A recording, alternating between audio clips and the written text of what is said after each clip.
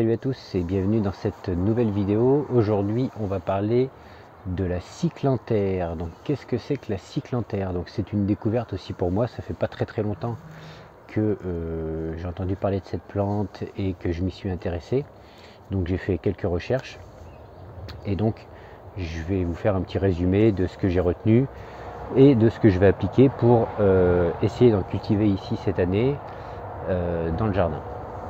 Donc la cyclanthère a plusieurs noms, on l'appelle concombre des Andes, achocha, je crois qu'il y a Malose apolis ou quelque chose comme ça, mais principalement on l'appelle cyclanthère, Cyclanthera pedata.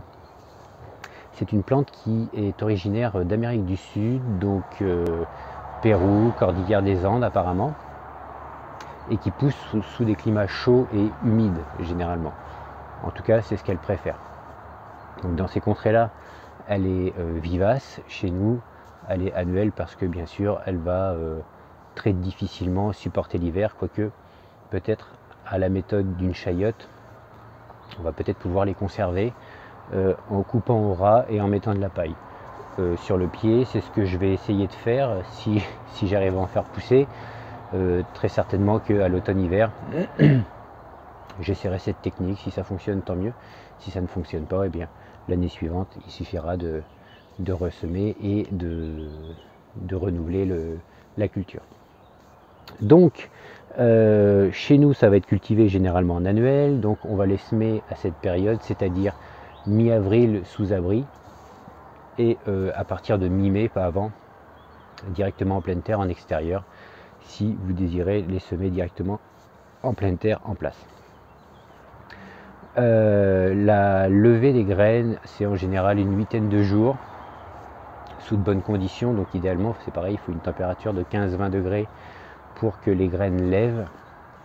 Une humidité constante, bien sûr, dans le godet, enfin dans le substrat, que le substrat soit constamment humide, c'est bien.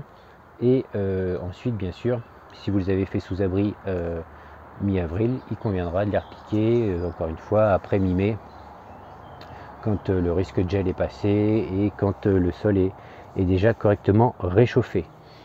C'est une plante grimpante, donc il va falloir une structure. C'est une plante qui peut faire 3 à 4 mètres, donc il va falloir une structure, encore une fois un peu comme la chayote, où il va falloir la guider et la tutorer pour qu'elle se développe correctement.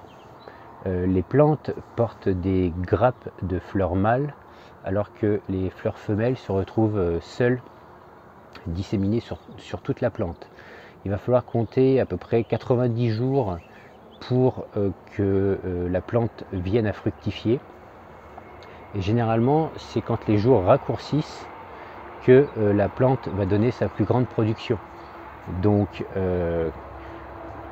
voilà, c'est pour ça qu'il va falloir les commencer maintenant, comme ça la plante va croître correctement, et quand les jours vont commencer à raccourcir, eh bien on aura les premiers fruits. Les premiers fruits, on va les récolter, enfin les fruits en général, on va les récolter quand ils font 1 à 2 cm. Ça fait des fruits de forme oblongue qui font la taille à peu près d'une olive. Enfin, les fruits jeunes qu'on va récolter font la taille à peu près d'une olive, et on va les conserver dans le vinaigre par exemple. On va pouvoir les manger crus ou cuits, comme des cornichons. Ça a la saveur entre le cornichon et le concombre, parfois la fève. Donc on va pouvoir les mélanger en salade, les manger crus comme ça, enfin voilà. Après c'est une histoire d'imagination, et vous faites tout un tas de plats dans des ratatouilles, enfin bon, il y a tout un tas d'accompagnements, ça peut servir dans tout un tas de plats en cuisine. On peut également les laisser grossir, alors là ça va faire des gros fruits, cependant il va falloir absolument à ce moment-là les faire cuire, et idéalement dans les recettes traditionnelles on les farcit d'autres légumes, de viande si vous en mangez, de ce que vous voulez encore une fois. On les farcit au four par exemple, on les coupe en deux, on évite les graines et on va les farcir au four. D'ailleurs les graines que j'ai, je sais plus où ici, je vais vous faire un gros plan, sont sont totalement particulières et atypiques. Ça fait des sortes de petits carrés noirs. Je vous ferai un gros plan dans ma main de ces graines.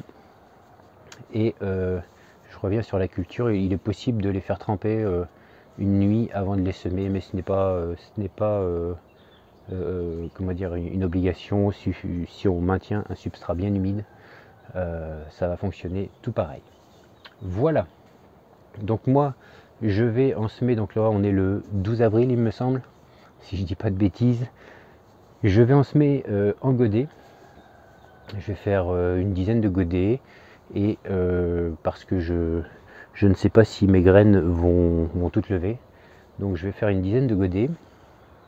Et je vais mettre ça en culture. Et puis dans la saison, si ça fonctionne, et même si ça fonctionne pas, je reviendrai vers vous pour vous parler un petit peu de l'évolution de ces plants et de voir si j'ai réussi sa culture malgré mon terrain très difficile cette première année de culture. Voilà, j'espère que ça sera intéressant pour vous, que vous aussi vous aurez découvert ou redécouvert cette plante. Si vous la cultivez déjà, n'hésitez pas à laisser un petit commentaire pour me donner des conseils à ceux qui pourront lire. Et puis je vous retrouve dans une prochaine vidéo. Salut!